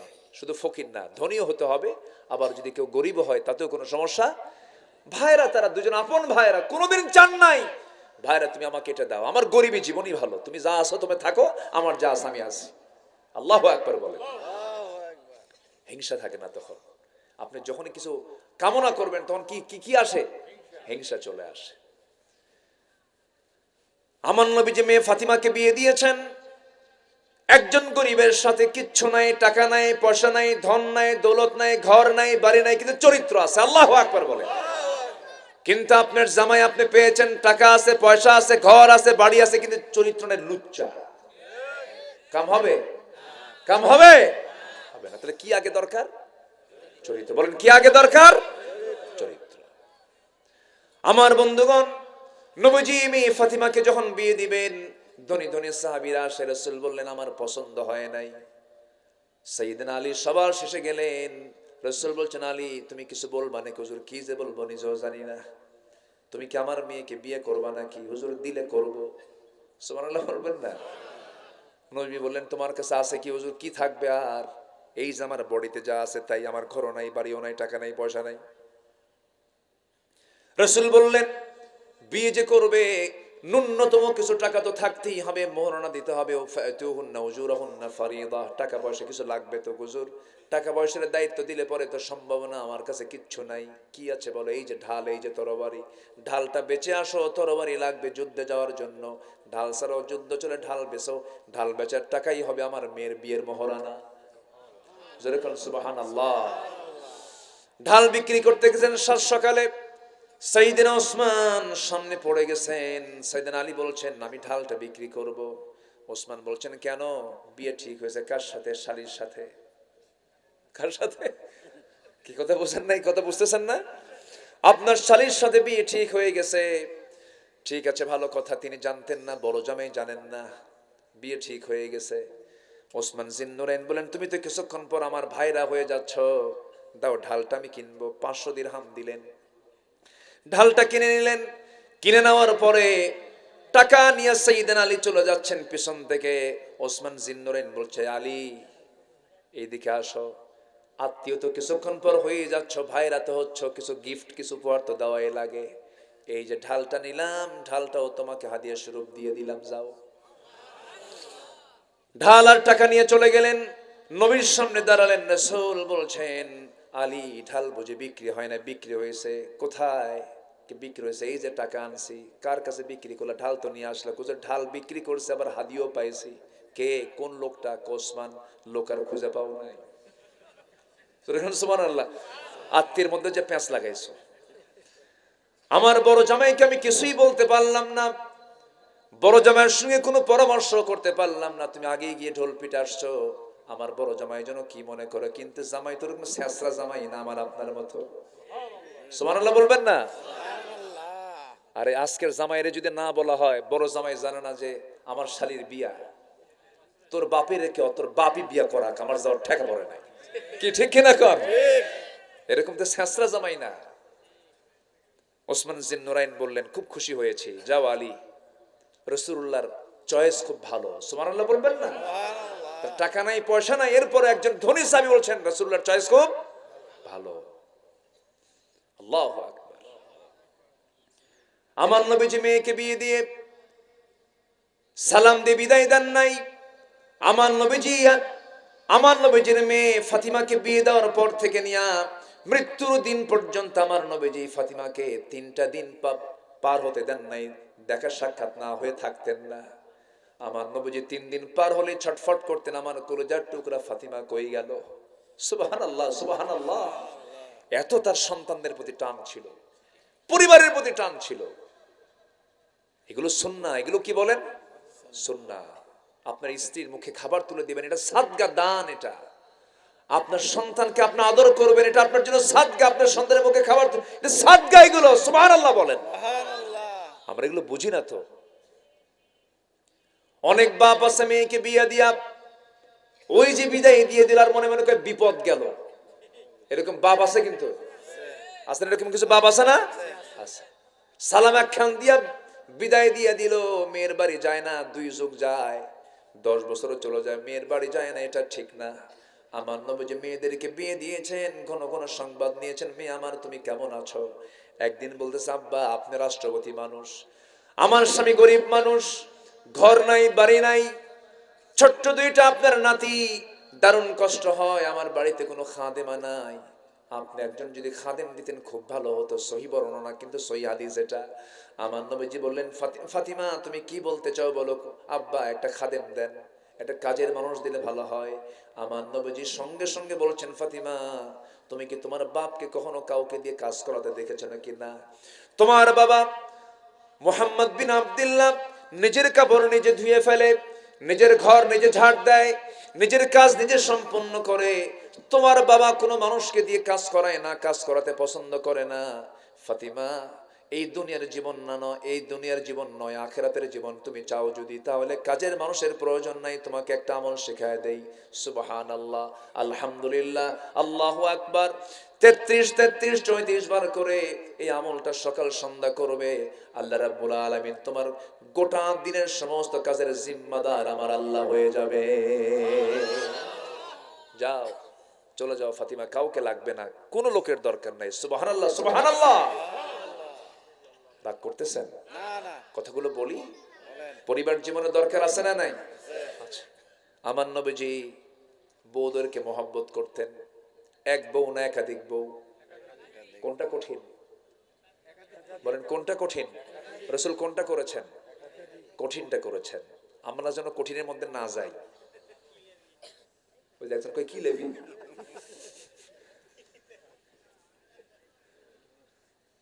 একাধিক কখন যাওয়া যায়? কথাগুলো শোনেন, খুব ক্রিটিক্যাল কথা, কিন্তু এই কথাগুলো খুব জটিল, একটু কান লাগাবেন। একাধিক কোন সময় যাওয়া যাবে? যে সময় দেখতেছেন কোন একটা নারীর চরম বিপদ, বিধবা হয়ে গেছে, নিজেদের মধ্যে হয় কিনা বলেন, বিধবা হয়ে গেছে, তালাক প্রাপ্ত হয়ে গেছে, অসহায় নারী হয়ে গেছে, তার পাশে কেউ নাই।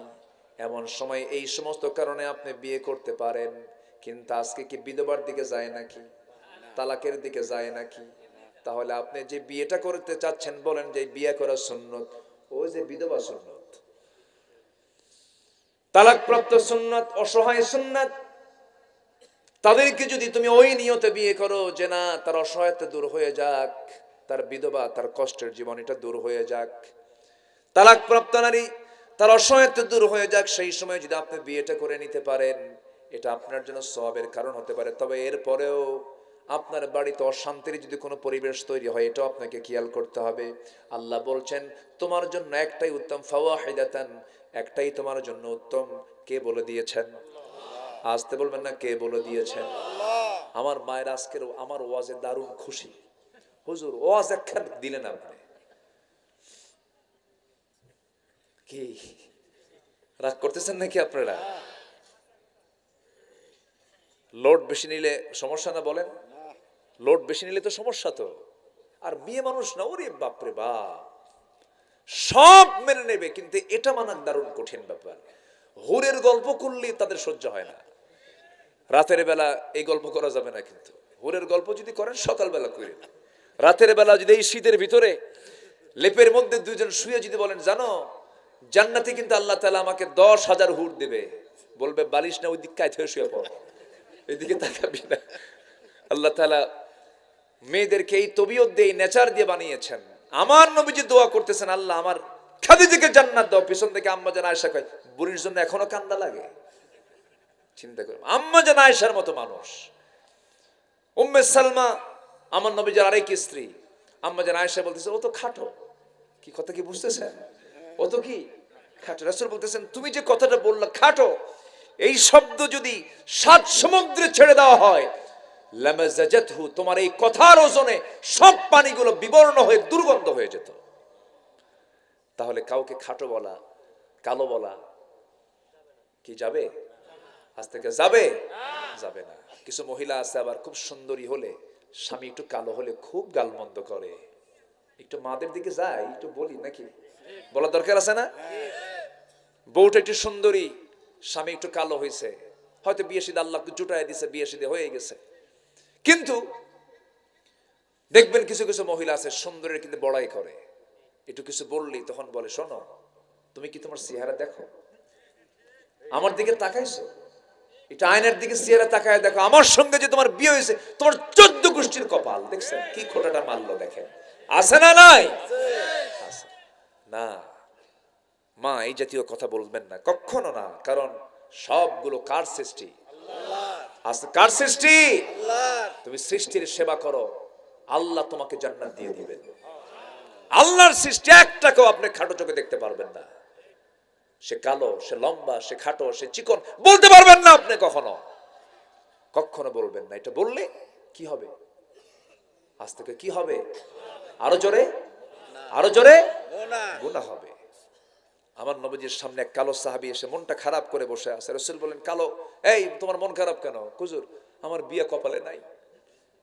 যুবক তো বিয়ের জন্য খুব মানে ছটফট করতেছে। এই যুবকরা রাগ করতেছো নাকি তোমরা? বিয়ের জন্য ছটফট করতেছে, হুজুর বিয়ে হয় না, বহু মেয়ে দেখলাম, কেউ বিয়ে দেয় না, কালো মানুষ, আমার কেউ পছন্দই করে না। রাসূল বললেন, তোমার তো কপালে আসে নাই এখনো, ঘটক তো আমি। সুবহানাল্লাহ বলবেন না? আমি বিয়ে দেব তোমার, যাও। রাসূল কত ফ্রি ছিলেন দেখেন। হুজুর কোথায় বলেন, তাড়াতাড়ি বলেন। কমক বাড়ি, ইবনে ওহাবের মেয়ে আছে, যাও আমার কথা বলে দাও। হুজুর আমি বলতে পারবো না, চিঠি একখান লিখে দেন। একটা লিখিত করে নিলেন। কি করে নিলেন? আচ্ছা, কথার চাইতে লেখার দাম কমে না বাড়ে? বাড়ে। লেখা একদম লিখিত করে নিয়ে চলে গেছে মেয়ের বাড়িতে। মেয়ের বাড়িতে গিয়ে বলে, এই মেয়ের বাপ, এদের পর বহু দেখছি জীবন, আর দেখবো না। আল্লাহু আকবার বলুন না। মেয়ের বাপকে দিছে। যখন দেখছে যে মিম মুহাম্মদ সাল্লাল্লাহু আলাইহি ওয়াসাল্লাম, আশ্চর্য হয়ে গেছে। রাসূল আমার মেয়ে কিনে চিন্তা করেন, তুমি বিয়ে করবা কি এমনি কি আসছে এই জায়গায়? কিন্তু বাপ এখন মিলাতে পারতেছে না। রাসূল তো পাঠালেন, আমি তো মানা করতেই পারবো না, আমি তো বিয়ে দেবই, কিন্তু মেয়ে তো আমার সুন্দরী, কিন্তু এ তো কালো, কি করি? মেয়ে এখন রাজি হয় কিনা? তো বলতেছে, শোনো সবই ঠিক আছে, দেখি আমার মেয়ের কাছ থেকে একটু অনুমতি নেই। এই কথাগুলো আবার দেয়াল ঘেঁষে ঘেঁষে কান লাগায় মেয়েটা শুনছে। শুনে হাউমাউ করে কাঁদতেছে। বাপ চলে গেছে মেয়ের কাছে। ইবনে ওহাব গিয়ে বলছে, মা কাঁদো কেন? বুঝতে পেরেছি তোমার ছেলে পছন্দ হয় না, বিয়ে হবে না, যাও। মেয়েটা আরো কান্দে। এবার বলছে, বাবা বুঝতে ভুল করেছ, যে ছেলেকে রাসূল পাঠিয়েছেন সেই ছেলেই হবে আমার স্বামী। সুবহানাল্লাহ বলবেন না? তাহলে ওই পুরুষটা কালো না ধলা? কালো। কোন ক্লেম আছে? কোন অভিযোগ আছে? না। কালো ধলা কে করে দেন ভাই? আল্লাহ। কে করে দেন? আল্লাহ। 40-এর পরে কি আর কালো কুলায় আর ধলা কুলায়? না। 40 পার হলে ধলা কালো কুলায়? সব চামড়া এরকম করে চলে যায়, বুঝেন নাই? সব চামড়া যা থাকে সব তো 40-এর পরে সব ভেসকে যায়। বরঞ্চ আল্লাহ তাআলা বলছেন, তোমার চরিত্রই হচ্ছে সবচেয়ে সুন্দর বিষয়। বলি আল্লাহু আকবার বলেন। আল্লাহু আকবার। মেয়েরাজি, মেয়ের বাপ ওরাজি নবীর কাছে এসে বলে, হুজুর এবার জিতে গেছি। হুজুর মেয়েও রাজি, মেয়ের বাপ রাজি, তুমি? আমি তো আরো রাজি, বিয়ে হয়ে যাবি, টাকা আছে নাকি হুজুর? টাকা তো নাই। বিয়ে করবা তুমি, টাকা ছাড়া বিয়ে হবে কেমনে হুজুর? টাকার দায়িত্ব আমারে দিলে বিয়ে হবে না, কারণ আমি হলাম ফকির। আপনি যদি আমার বিয়ের ব্যবস্থা করতে চান, টাকাটা আপনি দেন, আমি বিয়ে করি। দেখছেন, সুবহানাল্লাহ বলবেন না? রাসূল বলছেন, ও সাহাবী নোমান, এইদিকে আসো। ওসমান আমার জামাই, এইদিকে আসো, ওকে কিছু টাকা দিয়ে দাও। 200 400 দিরহাম দেওয়া হলো। বাজারে গেলেন, বাজার করলেন, বাজার শুরু করেছেন। এমন সময় বলা হলো, ও সাহাবী, তুমি কি জানো যুদ্ধের ডাক এসেছে, তুমি জিহাদের প্রস্তুতি নেবে নাকি বলো?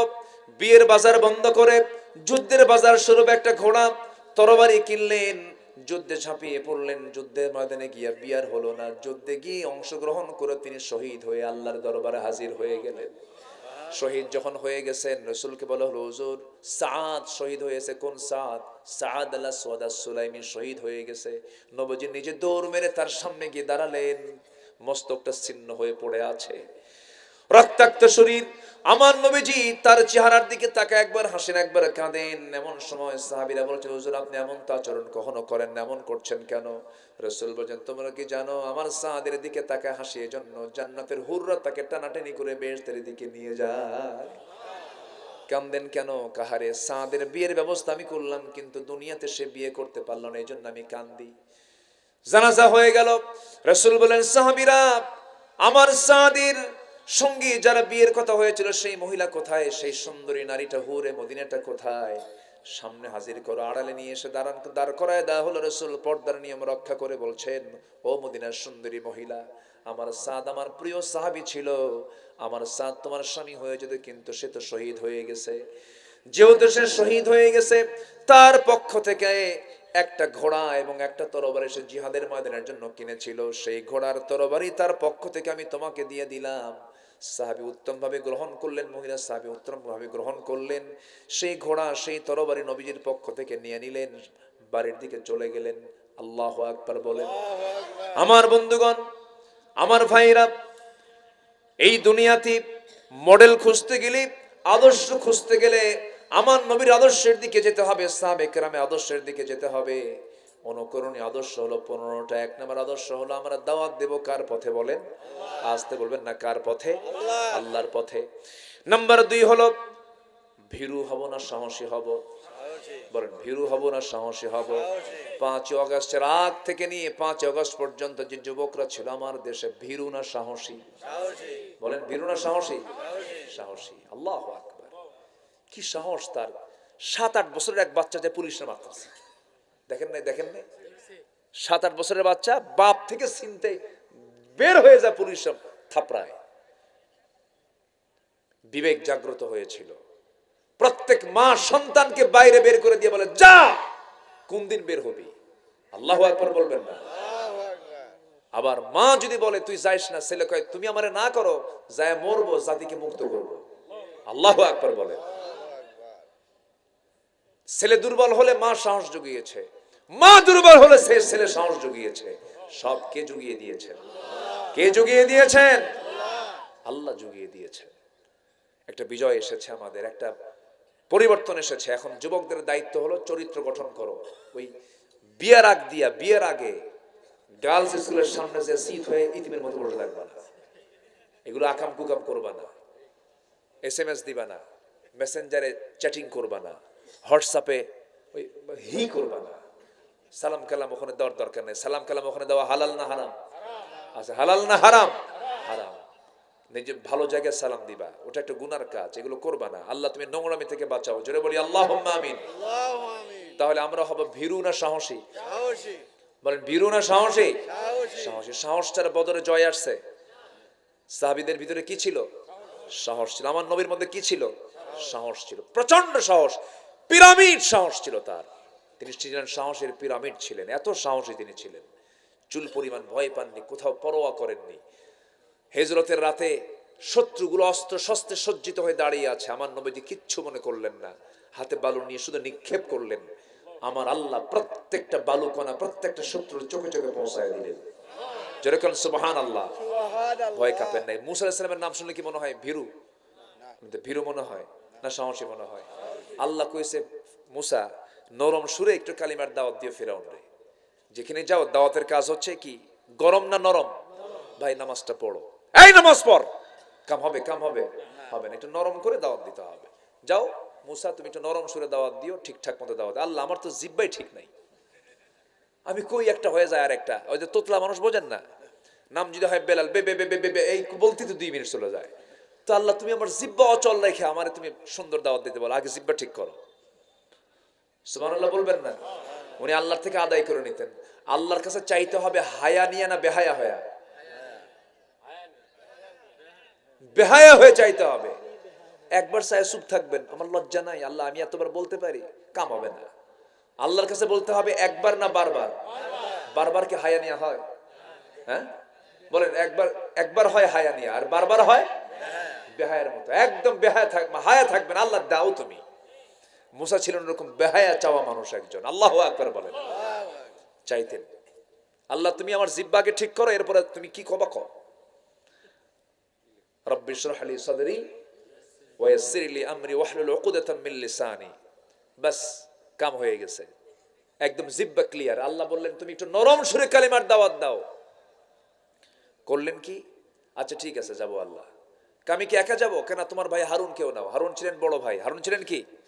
বড় ভাই। তাহলে 2 ভাই কি নবী, 2 ভাই নবী। একটা স্বতন্ত্র পরিবার এটা।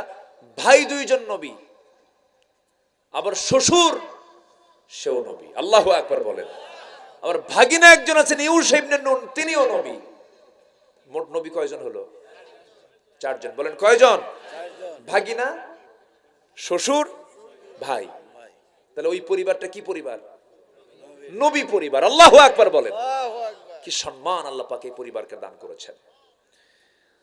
যাও তুমি কালিমার দাওয়াত দাও। তো ভাই হারুনকে নিলেন। ভাই হারুন চলো, আল্লাহ কইছে দাওয়াত দেওয়ার জন্য, ইযহাব ইলা ফিরআউনা ইন্নাহু তাগা। আসছেন রাজ দরবারে, কিন্তু কম কথা না। সামনে দাঁড়ায় বলতেছে ফেরাউন। কি কথা বুঝতেছেন কি? আল্লাহ কি কইছে? নরম না গরম? কিন্তু এদিকে কি হইছে? গরম। ওনার অভ্যাসে ছিল গরম হওয়া। আল্লাহ আমারে পাঠায় দিছে, তুই তাড়াতাড়ি কালিমা পড়ে মুসলমান হ। ফেরাউন বলল, তোমার সঙ্গে এটা কে? আমার ভাই হারুন, এটাও আল্লাহর নবী। তোমার আল্লাহর কাজ নাই কাম নাই, একই করে 2 নবী পাঠাইছে না? বলেন তো এই কথা শুনলে কি মেজাজ কি কম হওয়ার কথা না বাড়ার কথা? লাঠি বের করে কয় ফেরাউন সামলায় কথা খাইয়া ফেলামো কিন্তু। আল্লাহু আকবার বলেন। এমনি বিজয় আসে নাই, ভীরু না সাহসী? তাহলে ইমানদার হবে ভীরু না সাহসী? সাহসী। নবীদের ক্লেম ধরার জন্য যুগে যুগে সবাই চেষ্টা করেছে, দোষ ধরার জন্য। আলেমদের দোষ ধরার জন্য কি আছে না নাই বলেন তো? আল্লামা সাইদির বিরুদ্ধে মামলা দিয়েছিল ধর্ষণের। শয়তান কয় আমিও রাগ করছি। শয়তান কি কয়? এটা আমিও বিশ্বাস করি না। এই মামলাগুলো দিয়েছে। তো মুসা ইসলামের বিরুদ্ধে একটা এরকম মানে ক্লেম তারা দিয়েছিল, শারীরিক একটা অক্ষমতার কথা তারা বলেছিল। সেটা হলো হঠাৎ করে এমনি বলছিল, এটা রিউমার ছড়িয়ে দিয়েছে, মুসার একটা সমস্যা আছে শারীরিক। কি? একশিরা ব্যারাম আছে। কি এই এলাকায় কি কয়? কি কয় এই এলাকায়? কি কয়? মানে একটা ছোট একটা বড়। কি কথা কি বুঝতেছেন আপনারা? তো এই রোগটা ওরা এমনি উদ্ভট বানায় ফেললো যে মুসার এই ব্যারাম আছে। ও আবার কিসের নবী? উনি যখন এই কথা শুনলেন এমন রাগ উঠছে। বলেন তো উনি কি ভীরু না সাহসী? বলেন তো ভীরু না সাহসী? ভীরু লোক কি মোকাবেলা করতে পারে? ভীরু লোক কি কথা বলতে পারে? প্রচন্ড সাহসী তিনি।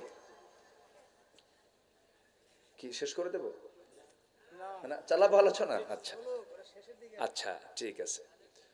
প্রচন্ড সাহসী তিনি। যখন শুনছেন যে এরকম আমার বিরুদ্ধে, আমার তো এটা নাই, দারুণ খেপে গেলেন। আল্লাহকে বলেন, আল্লাহ এটা কি মানা যায়?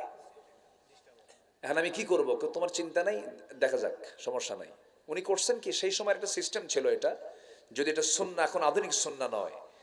উনি করলেন কি, একটা পাথরের উপরে লুঙ্গিটা খুলে গোসল করতে নামলেন। কি কথা কি বুঝতেছেন আপনারা? গোসল করতে নামলেন। আল্লাহ বলেন পাথর দৌড় মার। কি কথা কি বুঝতেছেন? পাথর কি মার? দৌড় মার। একদম সহি বর্ণনা কিন্তু এটা। পাথর দৌড় মার। পাথর দৌড় মারা শুরু করছে। উনি গোসল করে এসে দেখে পাথরও নাই, লুঙ্গিও নাই। এখন বলেন তো কি মুশকিল? মুসা আলাইহিস সালামের হাতে লাঠি ছিল। লাঠি নিয়ে তিনি সতরটা ঢাকার জন্য ব্যাকুল হয়ে গেলেন, কিন্তু পাথর তো দৌড় মেরেছে, তিনি পাথরের সঙ্গে সঙ্গে তিনিও দৌড় মারলেন। পাথর দৌড়ায়, মুসাও দৌড়ান লুঙ্গি ধরার জন্য, কিন্তু লুঙ্গিটা পাচ্ছেন না। কিন্তু পাথরকে অর্ডার দিয়েছেন, তিনি আমার কে, ধরবেন কেমন? আল্লাহ তো অর্ডার দিছে।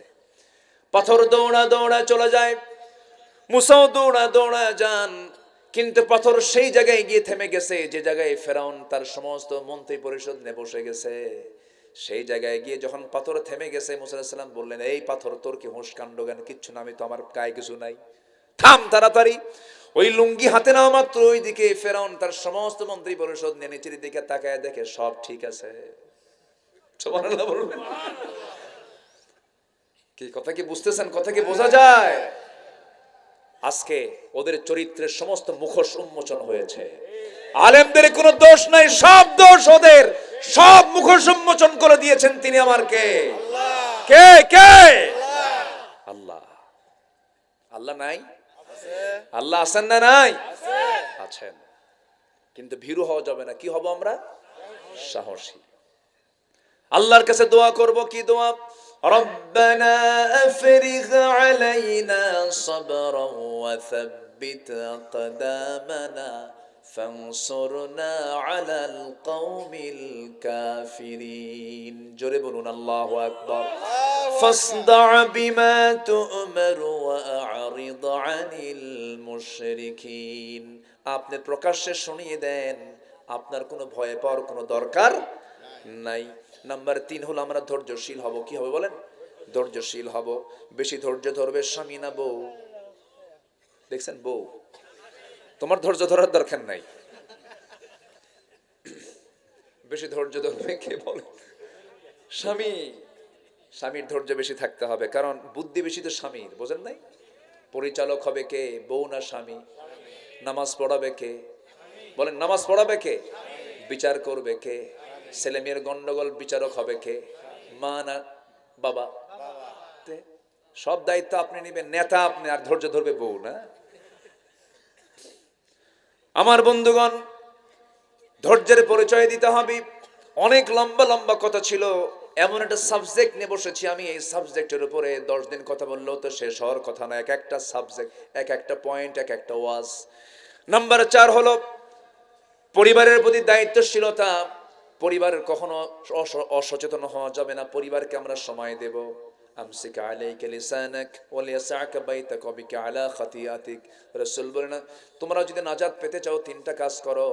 কথা কম বলো, ঘরকে বড় বানাও, ঘরের সময় দাও, অবিকা আলা খাতিয়াতিক। নাম্বার 3 হলো তোমার পাপের জন্য তুমি চোখের পানি ফেলে ফেলে কাঁদো। পরিবারকে আমরা সময় দেব। কু আনফুসাকুম ওয়া আহলিকুম নারা। নাম্বার 5 হলো আমানতদারিতে ন্যায় বিচার। ন্যায় বিচার করতে হবে, আমানতদারিতে। এইগুলো রাসূলের মধ্যে ছিল, আমরা আমাদের মধ্যে নিয়ে আসবো। জোরে বলি ইনশাআল্লাহ। ইনশাআল্লাহ। নাম্বার 6 হলো নিকটাত্মীয় প্রতিবেশীর সঙ্গে সুন্দর আচরণ করেছেন মুহাম্মদ সাল্লাল্লাহু আলাইহি ওয়াসাল্লাম। ওমর ফারুক রাদিয়াল্লাহু তাআলা আনহু, আবু বকর সিদ্দিক রাদিয়াল্লাহু তাআলা আনহু কি ধরনের ব্যক্তি ছিলেন দেখেন।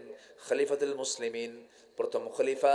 2 বছর তার খেলাফত আমলে প্রত্যেকটা দিন তিনি এক প্রতিবেশীর ঘরে গিয়ে সেবা করে আসতেন। একটা দেশের রাষ্ট্রপ্রধান, পার্শ্ববর্তী প্রতিবেশীর ঘরে একজন মহিলা থাকতেন, তার স্বামীও নাই, তার ছেলেও নাই, তার মেয়েও নাই, বুড়ি মানুষটাকে কম থেকে কে দেখবে, কে সেবা করবে তার? প্রত্যেকটা রাতে গিয়ে ফজরের আগ দিয়ে তিনি কাপড় চোপড় সহ, খাবার দাবার সহ সবকিছু পরিষ্কার খাবার দাবার রেডি করে দিয়ে আসতেন। একদিন ওমর ফারুক খেদমতের জন্য গেছেন ওই মহিলার বাড়িতে। দরজায় নক করেছেন, মহিলা ভিতর থেকে বলে, কি এসেছো হুজুর?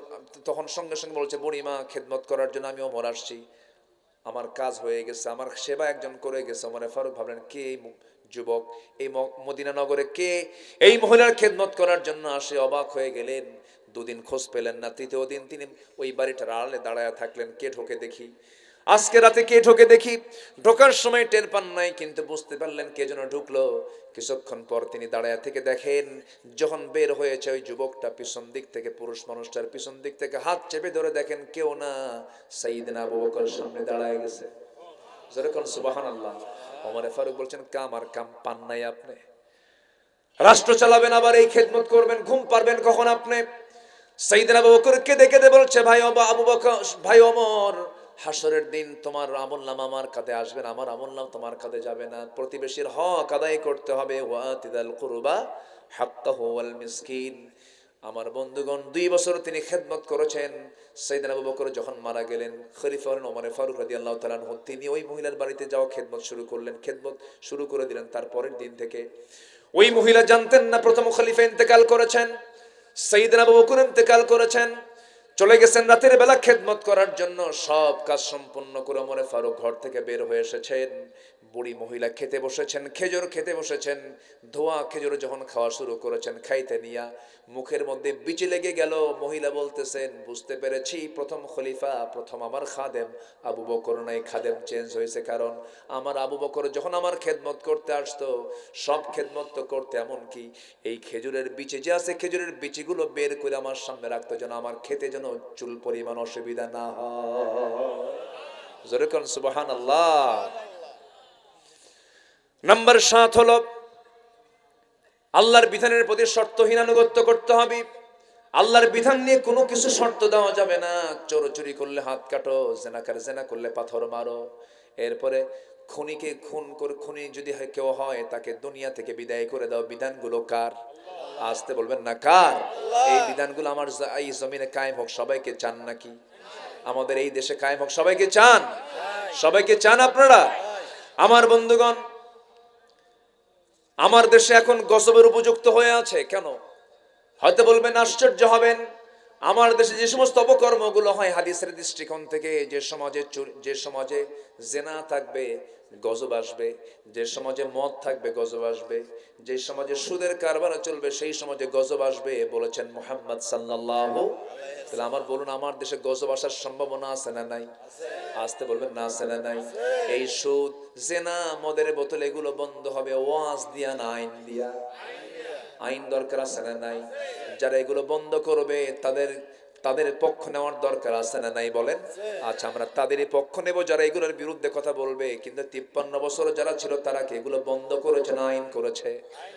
আইন করে পাশ করছে, আইন করে। অতএব যারা মদ, জুয়া, সুদ আইন করে পাশ করে, তাদের নেতৃত্ব আমরা মানতে চাই না। মনে থাকবে? বাস, জোরে বলি ইনশাআল্লাহ। আমি আর কিভাবে বুঝাবো? আমার বোঝানোর ভাষা নাই। ঘুম ধরছে? চোখ ছোট কেন? ওয়াজ মনোযোগ দিয়ে শোনার ঠেলায় চোখ বন্ধ হয়ে গেছে। আচ্ছা ঠিক আছে, না ঠিক আছে, যারা আল্লাহওয়ালা হয় তাদের চোখ বন্ধই থাকে। নাম্বার 9 হচ্ছে ঈমানের পথে আমরা অবিচল থাকবো। জোরে বলি ইনশাআল্লাহ। ঈমানের পথে অবিচল থেকে আমার মরণ যেন হয়। জোরে বলি আমিন। আজকে তো কোনো গজল টজল গাওয়া হয়নি মনে হয়। ঈমানের পথে অবিচল থেকে আমার মরণ যেন হয়। জোরে বলি আমিন। দাও খোদা দাও আমায় আবার ওমর দারাজ দিল। দাও খোদা দাও আমায় আবার ওমর দারাজ দিল। দাওয়ালির মতো বীর সেনানি, দাওয়ালির মতো বীর সেনানি জগতে নিখিল। দাও খোদা দাও আমায় আবার ওমর দারাজ দিল। জোরে বলি আমিন।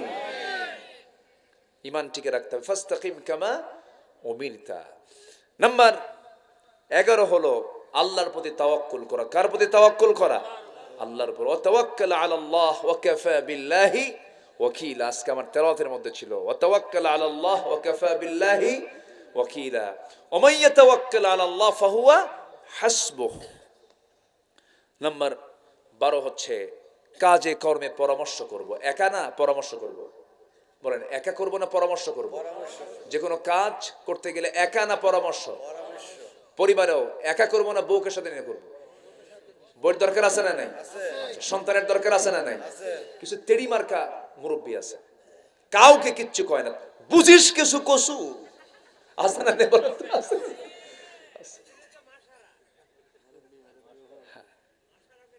হ্যাঁ, মশারা করতে হবে, মশওয়ারা না, এই এলাকায় বলে না মশওয়ারা, এটাও আরবি শব্দ, এটাও আরবি শব্দ। ওয়ামরুহুম শুরা বাইনাহুম ওয়াশাফিরহুম ফিল আমরি ফাইদা আযামতা ফাতাওয়াক্কাল আলাল্লাহ ইন্নাল্লাহা ইউহিব্বুল মুতাওয়াক্কিলিন।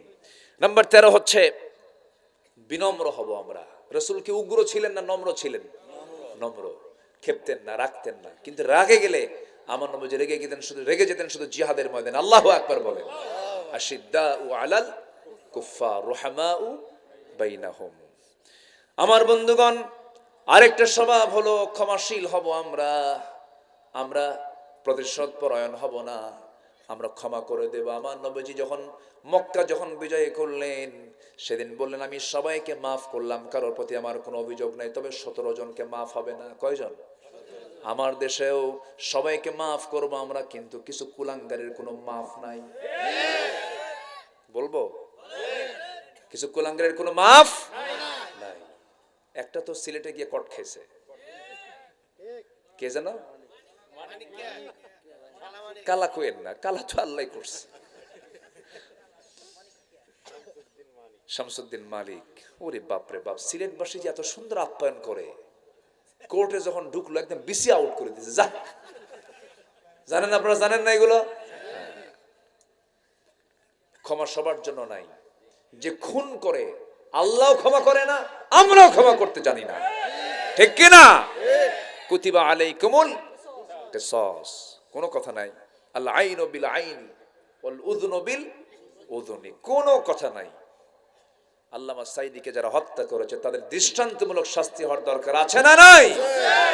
আছে, হবে, সব হবে। জোরে বলি ইনশাআল্লাহ। সিরিয়া যখন আসছে আমাদের হাতে, সিরিয়া এসেছে, আলহামদুলিল্লাহ বলেন। শামের ব্যাপারে হাদিস আছে না নাই? আছে। সিরিয়ার দামেস্ক ঐতিহাসিক জায়গা, অনেক সাহাবী, অনেক আল্লাহর বড় বড় পছন্দের গোলামের এই বিচরণ হচ্ছে সিরিয়া। এতদিন এক ফেরাউন ছিল, ফেরাউন ইবনু ফেরাউন, ওর বাপও ফেরাউন, ও নিজেও ফেরাউন। হাফিজ আল আসাদ, বাশার আল আসাদ। আসাদ না, ওটা কি? আসাদ মানে তো সিংহ, ফাসাদও না, কাল্প, কাল্প, শয়তান, এগুলো হাইওয়ান। এই বদমাইশ, চিন্তা করুন, একজন ব্যক্তি জেলখানায় ছিল 43 বছর। কত বছর? একজন বিমানের পাইলট। শুধু তাকে বলেছিল তুমি বিদ্রোহীদের বিরুদ্ধে তোমাকে কথা বলতে হবে। উনি বলেছেন না, আমি ওদের বিরুদ্ধে, ওরা হক, ওদের বিরুদ্ধে আমি কথা বলতে। 43 বছর পর, তাদের পতনের পরের দিন সে জেল থেকে মুক্ত হয়েছে। কত বছর? 43 বছর। তাকে আয়না করে রেখেছিল। আমার দেশে তো আয়না ঘর ছিল, জানেন না আপনারা? জানেন না? আমি গিয়েছি, দেখেছি। এবং দুজন ছিল, ব্যারিস্টার আরমান এবং ব্রিগেডিয়ার জেনারেল আব্দুল্লাহ ইলামান আজমি। দুজনকে আমি হসপিটালে গিয়ে 2 ঘন্টা 4 ঘন্টা গল্প করছি। ছিলেন কেমন, থাকছেন কেমন। মানুষ যে এত পাষাণ হয়, মানুষ যে এখনো আবু জেহেলের মতো আছে, এটা তার জ্বলন্ত প্রমাণ। ইলিয়াস আলী গুম, ইলিয়াস আলীর বাচ্চাগুলোকে কোলের মধ্যে নিয়ে আদর করতেছে, বলে যাহারে বাপ ছাড়া সন্তান কেমনে থাকে, বাপ ছাড়া সন্তানের কত কষ্ট, অথচ সে নিজেই কিন্তু গুম করছে। জানেন আপনারা? জানেন না? আপনারা জানেন না কথাগুলো? এগুলো অভিনয় আমরা দেখেছি। নাম্বার 14 হলো কুফরের প্রতি আমরা কঠোর হব। কাফিরদের সঙ্গে আমাদের কোনো হৃদ্দিক কোনো সম্পর্ক থাকতে পারে না। ইয়া আইয়ুহান নাবিয়্যু জাহিদিল কুফফার ওয়াল মুনাফিকিন ওয়াগলুজ আলাইহিম। ওয়াগলুজ মানে কি? কঠোর হও কাফের মুশরিকদের ব্যাপারে। নাম্বার 15 হলো আমরা পরস্পর যখন থাকবো, কঠোর হব না রহম দিল হব? বলেন তো, আমাদের মধ্যে পরস্পর সম্পর্ক হবে কি? বলেন বলেন, কঠোর না নরম? কঠোর না নরম? নরম হয়ে যাবে। রাসূল বলতেন মাঝে মাঝে, আমার উম্মতের যদি কষ্ট না হতো, প্রতিবেশীকে আমি সম্পত্তির ওয়ারিস বানায় দিতাম। সুবহানাল্লাহ বলবেন না? প্রতিবেশীকে সম্পত্তির ওয়ারিস বানায় দিতেন। রাস্তাকে আটকাবেন? আসতে কয়, রাস্তা আটকাবেন? রাসূল কি বললেন? প্রতিবেশীকে সম্পত্তির ওয়ারিস বানায় দিতাম। মানে কি, প্রতিবেশীর দামটা কত? একটু গন্ডগোল লাগছে, একজনের বাড়ি একটু রাস্তার সাথে যারা বাড়ি তার আবার পিছনে আরেকজনের প্রতিবেশীর বাড়ি, তো রাস্তার ধারে বাড়িওয়ালার সাথে একটু পিছনের বাড়িওয়ালার একটু টক্কর লাগছে। সন্ধ্যার আগ দিয়ে যে রাস্তা দিয়ে যায় ওখানে খোটা মারা আছে নাকি? খোটা মারা হুজুর আছে এখানে? খোটা মারা মুসলমান আছে না নাই? মারছে খোটা। বলে যে খোটা মারছো কেন? বেশি ফটর করো না, হাঁটো এখন। আপনি যে খোটাটা গাড়লেন, আপনি যে খুঁটি যে দিলেন, জমিন কার? মনে আছে? মনে থাকে? ভাবতেছেন সিংড়া কি কয় ওটা, যেখানে দলিল হয় ওটা কি বলে? Registry office. Khulna registry office আপনার জমি না। ওই রেজিস্ট্রি করে আপনার এই দুনিয়ার জীবনের মালিক হয়েছেন আপনি, কিন্তু জমি তো আপনারও না, আপনার বাপেরও না। আরো জোরে কার? আর সে আল্লাহর বান্দার আপনার হাঁটা বন্ধ করছেন, আল্লাহ আপনার কিয়ামতের দিন আপনার হাঁটা বন্ধ করে দিবেন। কথা বোঝেন নাই আপনি? তাহলে অঙ্ক মিলেন কিয়ামতের দিন সাথে। অতএব জমির মালিক আপনি হবেন, কিন্তু আপনার জমির সবাই ভোগ করার অধিকার আছে না নাই? প্রয়োজনীয় অধিকার আছে না নাই? আছে, কিন্তু দখল করা যাবে না। আবার দখল করলে কিন্তু খবর আছে। আমার এক বন্ধু লন্ডনে থাকতো, 10 বছর পর দেশে আসছে। তার জমি হলো বসুন্ধরার পাশে, 4 কাঠা জায়গা। 4 কাঠা জায়গার উপর একজন বিল্ডিং বানাইছে, উনি জানেনই না। তো সে বললো, ভাই বাড়ি করলেন আপনি এই বিল আমার জায়গা? হ্যাঁ ঠিক আছে, তো জায়গা আপনার, বাড়ি তো আমার। কি কথা কি বুঝতেছেন আপনারা? যারা চোর তাদের চাপা ছোট হয় না বড় হয়? বড় হয়। এগুলো করা যাবে না। 1 বিঘত জায়গা যদি কেউ দখল করে, কিয়ামতের দিন আল্লাহ পাক তাকে 7টা আসমান জমিন তার মাথার উপরে চাপায় দিবেন। একজন কইছে সুবহানাল্লাহ, জোরে কোন নাউজুবিল্লাহ। যাক, এখন আর ওয়াজ হবে না, যেহেতু সুবহানাল্লাহ কইছে, আমরা শেষের দিকে যাই এখন। অনেক সুন্দর, আপনারা এত সুন্দর ধৈর্যশীল, আলহামদুলিল্লাহ বলেন। আমরা আর কথা বাড়াবো না, যতটুকু হয়েছে আমরা বলে ফেলি আলহামদুলিল্লাহ।